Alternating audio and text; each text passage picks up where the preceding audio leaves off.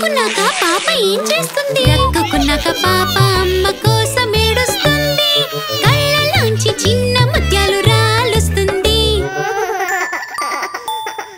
అయ్యో పాప ఏడుస్తుంటే అమ్మ ఏం చేస్తుంది? పరిగెత్తుకుని పాప దగ్గరికి అమ్మ వెళ్తుంది. అయ్యో పాప అంటూ ఎత్తుకొని ముద్దులు ఇస్తుంది. పాప ఎందుకు ఏడుస్తుందో నీకు తెలుసా?